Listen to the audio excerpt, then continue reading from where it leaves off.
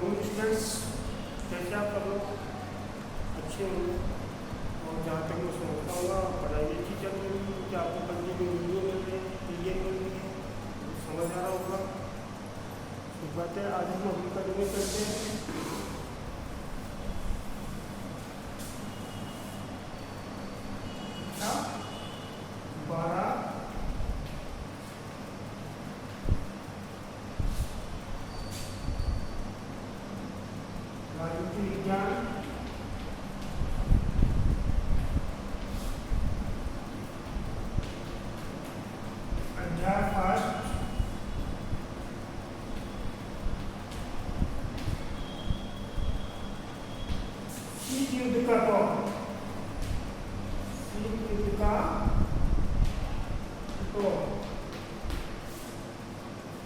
इसमें अब तक हम शीत युद्ध के कारण दो ध्रुवीय विश्व का बनना और इनको अवरोधक नियंत्रण का संतुलन, शीत युद्ध के कारण, ये सारी चीज़ें हम पढ़ चुके हैं। अब हम ये पढ़ेंगे कि इस दो ध्रुवीय विश्व को चुनौती किसने और कैसे दी।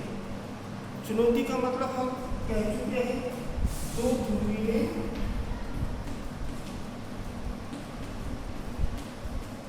विश्व को चुनौती,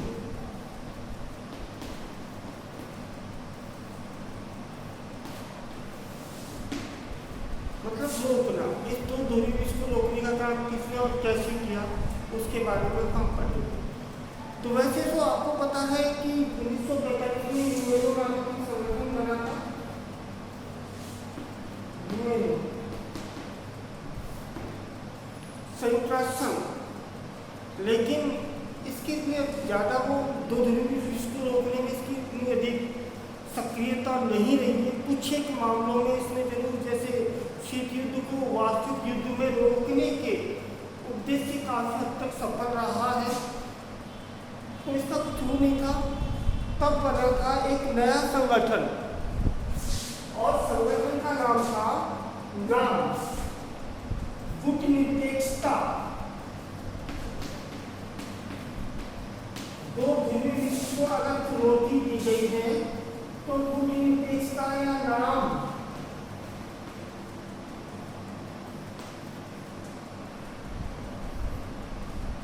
गुटनिरपेक्षता।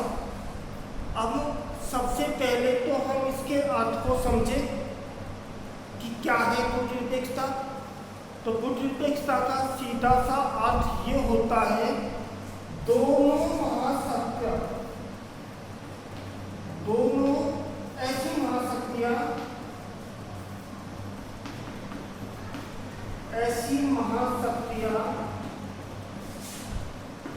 या ऐसे देश या ऐसे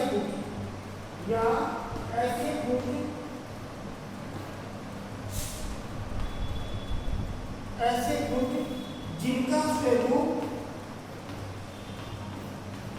जिनका स्वरूप सैनिक हो,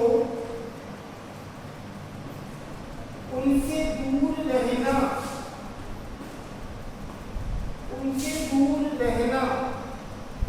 गुटनिरपेक्षता कहलाता है। क्या समझे हम?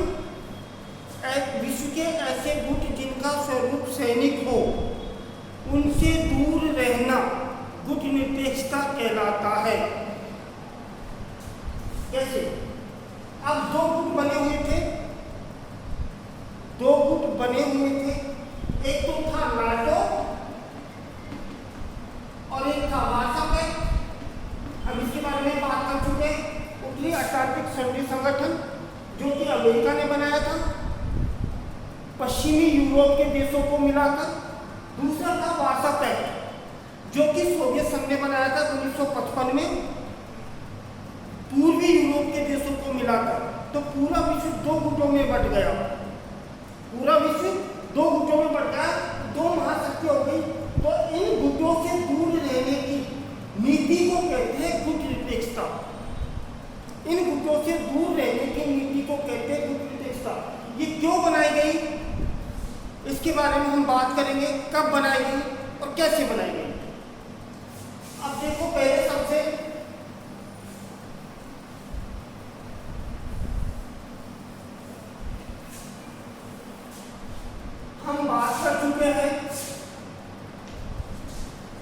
ये हमारा कुछ निषेधता है। इधर हम नाटो है और इधर वार्सा पैक्ट है। ये 1955 में बना, ये 1949 में बना। उत्तरी अटलांटिक संधि संगठन और वार्सा पैक्ट, ये दो गुट है। इन गुटों से दूर रहने की नीति थी गुट निरपेक्षता। ठीक है, बना कैसे? पहली बार एक था पंडित जवाहरलाल नेहरू।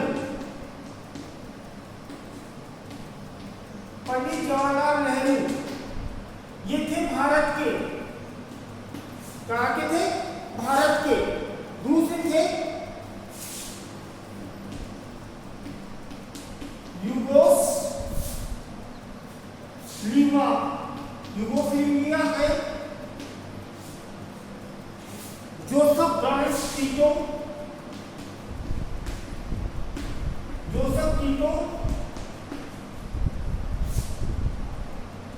मिस्र के गमाल अब्दुल, मिस्र के गमाल अब्दुल, मिस्र के गमाल अब्दुल नासिर,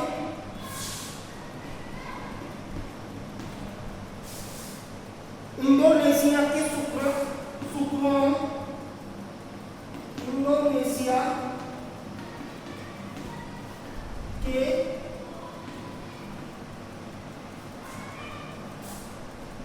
सुक्रोन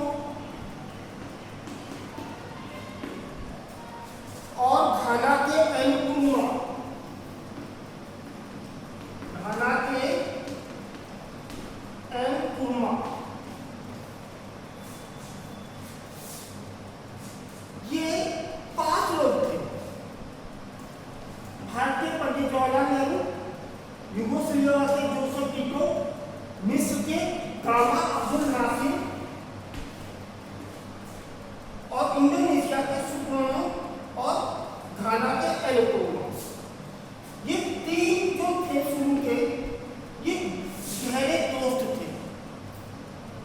हम बात कर रहे हैं कि तीसरी दुनिया या नव उपनिवेशवाद से आजाद हुए देश, नव उपनिवेशवाद,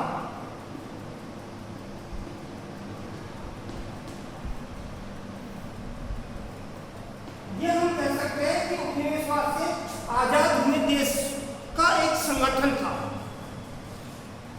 जो देश द्वितीय महायुद्ध के बाद आजाद हुए और आजादी के जस्ट बाद ही उन्हें शीत युद्ध का सामना करना पड़ा, उन्हें शीत युद्ध का सामना करना पड़ा। तो इन देशों के सामने ये समस्या थी कि अगर हम किसी भी देश में शामिल हो जाते हैं, किसी भी गुट में शामिल हो जाते हैं, तो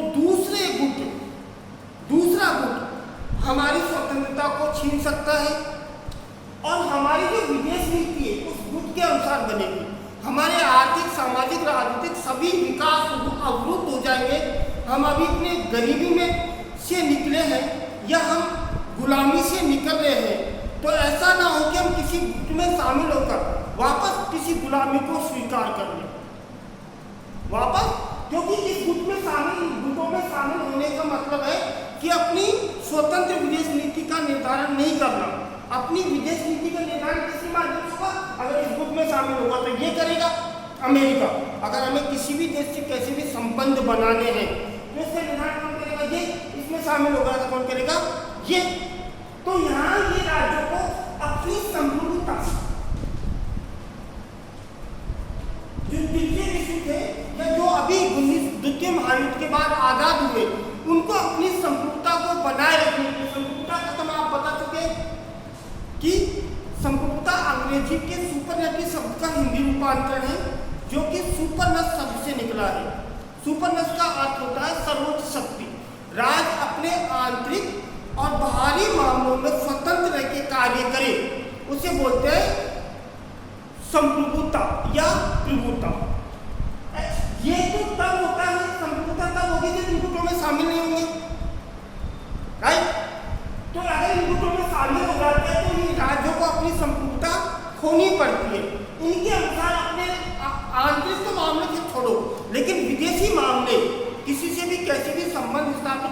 होंगे उसका निर्धारण ये गुट करेंगे कि हमें इस देश से व्यापारिक संबंध या राजनीतिक संबंध या आर्थिक संबंध स्थापित करने, ये गुट शामिल करेंगे। तो इन लोगों के सामने ये चुनौती थी कि अगर इस गुट में हम शामिल हो जाएंगे तो इस गुट से जो लाभ प्राप्त करना चाहते हैं वो लाभ हमें नहीं मिलेगा, यदि इसमें शामिल हो गए तो इसका लाभ हमें नहीं मिलेगा। और फिर ये लोग इतनी वर्षों से गुलामी झेलते आए हुए हैं, तो उन देशों के सामने अपने आप को स्वतंत्र रखने की चुनौती थी। तो इन तीन नेता जो थे ये गहरे मित्र थे, जवाहरलाल नेहरू, जोसेफ टिटो और अब्दुल नासिर, ये गहरे मित्र थे। इन्होंने ये निश्चय किया कि हमें कोई एक ऐसा संगठन या गुट बनाना है जो उपनिवेशवाद से मुक्ति होकर आए हैं उन्हें इन गुटों से दूर रखें, इन गुटों से दूर रखें। इसके लिए इन्होंने पहले 1955 में वार्डोमन सम्मेलन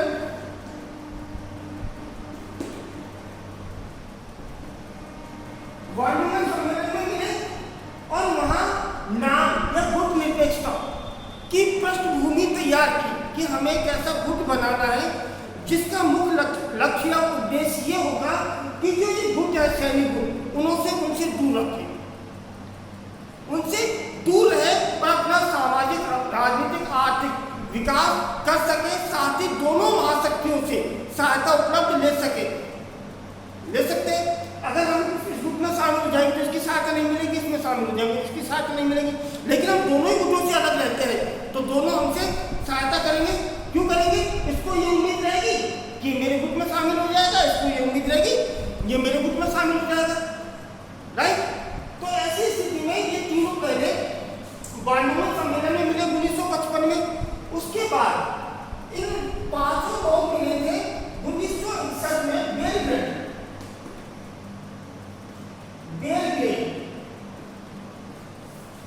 बेलग्रेड में मिले और यहाँ पे औपचारिक रूप से गुट निरपेक्षता की स्थापना की। कब की गई?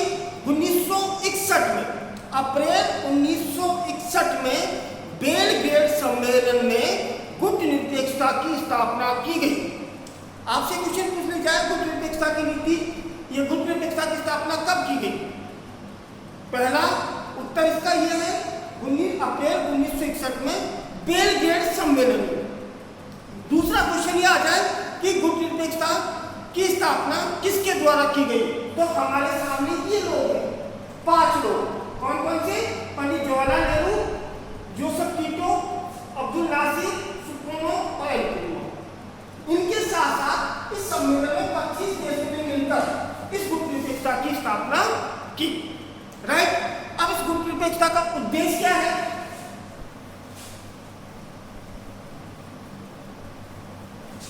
गुट निरपेक्षता के उद्देश्य क्या है? हमने अभी इसका अर्थ समझा और इसकी स्थापना को समझा। आपको इसको व्यापक रूप से और देखेंगे, जैसे इसमें एक तो है पृथकतावाद, पहले इसका आपको समझो फिर उसको उद्देश्य देंगे। पृथकतावाद और एक है तटस्थता।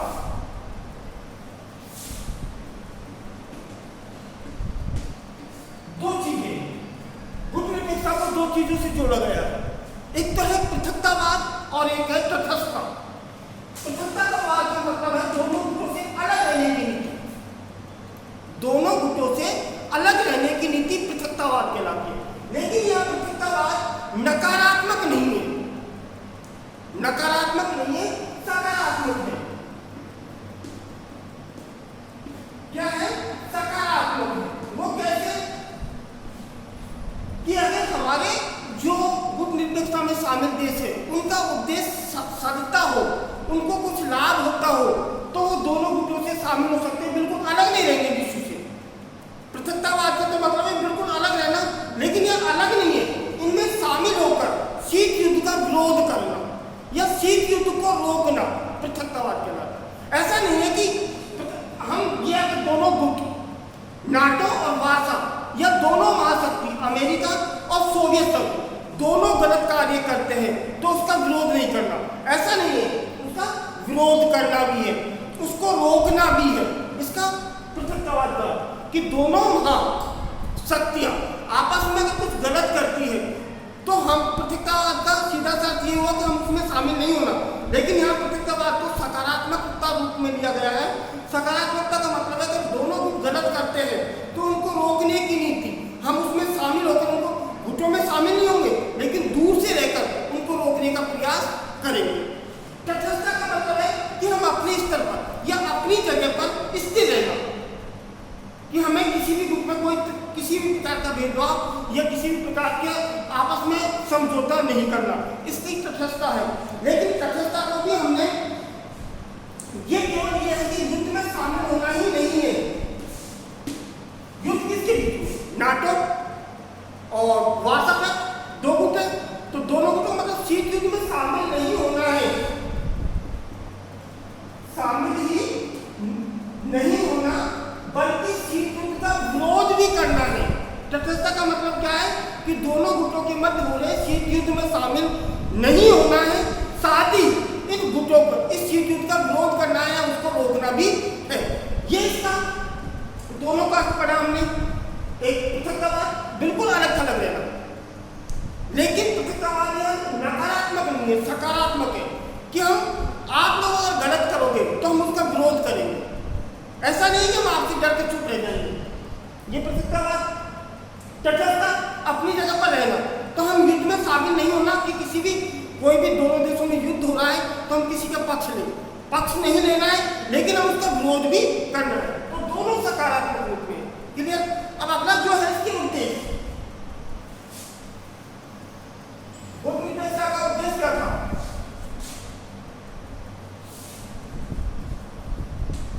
गुटनिरपेक्षता के उद्देश्य ये इसको बनाने के कारण क्या थे? एक तो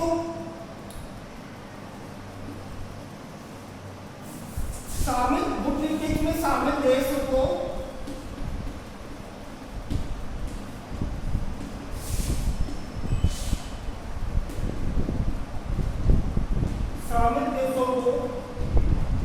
अपनी संप्रभुता को बनाए रखना,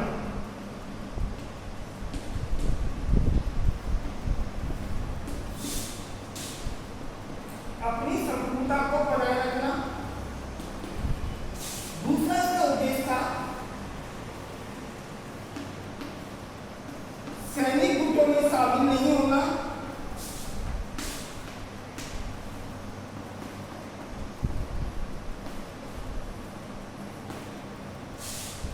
तीसरा इसका उद्देश्य था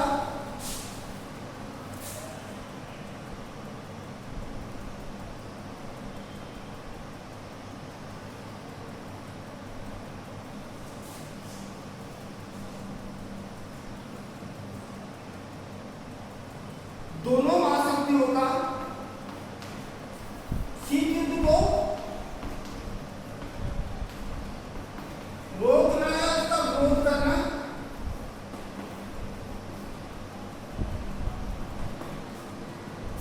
और गुटनिरपेक्षता में शामिल देशों का सर्वांगीण विकास करना, ये इसके उद्देश्य है। पहला उद्देश्य गुटनिरपेक्ष में शामिल है। वर्तमान में 120 देश सदस्य हैं। कितने? 120। अगर यूएनओ संयुक्त राष्ट्र संघ के बाद की बात करें तो विश्व का ये सबसे बड़ा संगठन आता है, सबसे बड़ा संगठन आता है। तो पहला है कि इसमें 120 देश शामिल है। शुरू में तो कम थे, लेकिन 2012 में 120 हो गए। गुटनिरपेक्ष में शामिल देश अपनी संप्रभुता बनाए रखना। इसका मतलब यह है कि जो भी देश आजाद हुए हैं वो किसी भी गुट में शामिल नहीं होंगे और अपनी संप्रभुता को, अपनी विदेश नीति को स्वतंत्र रूप से चालू रखेंगे। दूसरी बात थी सैनिक गुटों में शामिल नहीं होना, कि दो गुट थे, एक सोवियत संघ का वार्सा पैक्ट और एक नाटो, अमेरिका संयुक्त राष्ट्र संघ का नाटो, तो उन गुटों में शामिल नहीं होना। तीसरा, इन गुटों के मध्य जो शीत युद्ध चल रहा है, वास्तविक युद्ध हो रहा है, उस युद्ध को रोकना और उनसे दूर होना। तीसरा, चौथा, गुटनिरपेक्ष देश, ये 120 देशों का सर्वांगीण राजनीतिक, आर्थिक, सामाजिक सामाजिक, क्षेत्रीय, सांस्कृतिक सभी प्रकार का सहयोग को बढ़ावा देना और अपना सर्वांगीण विकास करना, ये इसके उद्देश्य थे। ठीक है, अगला जो टॉपिक आता है अपना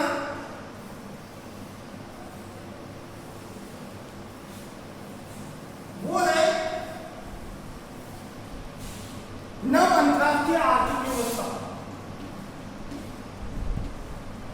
नव अंतरराष्ट्रीय आर्थिक व्यवस्था, इसके बारे में हम कल बात करेंगे। Thank you.